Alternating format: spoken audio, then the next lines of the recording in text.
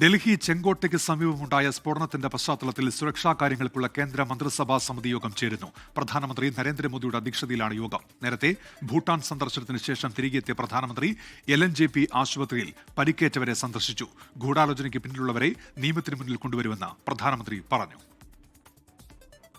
ബൽറാം നെടുങ്ങാടിയുണ്ട് വിവരങ്ങളുമായി ഇപ്പോൾ ഡൽഹിയിൽ നിന്ന്. ബൽറാം, യോഗം എങ്ങനെ പുരോഗമിക്കുന്നു? വിവരങ്ങൾ.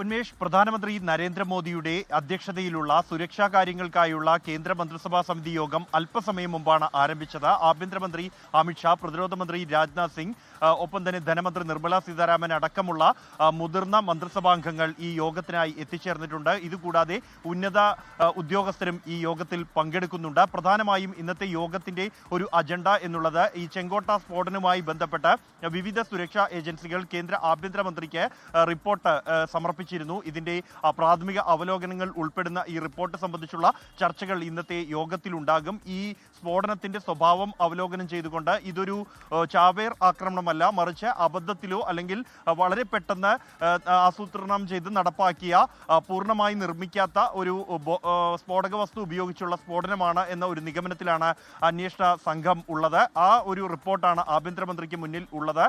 എന്നാൽ ഇതിൽ വിദേശ ഭീകര സംഘടനകളുടെ പങ്ക് ഉൾപ്പെടെയുള്ള കാര്യങ്ങൾ സംബന്ധിച്ചുള്ള യാതൊരു വിവരങ്ങളും ഇതുവരെ ഏജൻസികൾ പുറത്തുവിട്ടിട്ടില്ല. അത്തരം ബന്ധങ്ങൾ സംബന്ധിച്ച് തെളിവുകൾ ഉണ്ടെങ്കിൽ അത് ഇന്നത്തെ യോഗത്തിന് മുന്നിലെത്തും. തുടർന്ന് എന്ത് നടപടി ഈ വിഷയത്തിൽ സ്വീകരിക്കണം എന്നുള്ള കാര്യം തീരുമാനമെടുക്കുക ഈ ഉന്നതതല യോഗം തന്നെയാണ്. നേരത്തെ ഈ പഹൽഗാം ഭീകരാക്രമണത്തിന് പിന്നാലെ ചേർന്ന സുരക്ഷാകാര്യ കേന്ദ്രമന്ത്രിസഭാ സമിതി യോഗം കടുത്ത നിലപാടുകളിലേക്ക്, നടപടികളിലേക്കും തീരുമാനങ്ങളിലേക്കും നീങ്ങിയിരുന്നു. സമാനമായ നീക്കം, സമാനമായ ഗൗരവത്തോടെ തന്നെ ഈ ഒരു ആക്രമണവും കാണുന്നു എന്നാണ് കേന്ദ്ര സർക്കാർ വൃത്തങ്ങൾ അറിയിക്കുന്നത്.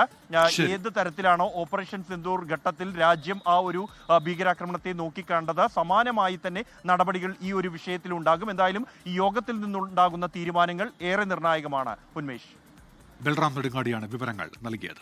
ലോകത്തെവിടെയായാലും ഏത് സമയത്തും 24 വാർത്തകളും ഓഗ്മെന്റഡ് റിയാലിറ്റി പാക്കേജുകളും എക്സ്പ്ലെയിനറുകളും വിശദമായി കാണാൻ ഞങ്ങളുടെ യൂട്യൂബ് ചാനൽ നിങ്ങൾക്ക് സബ്സ്ക്രൈബ് ചെയ്യാം.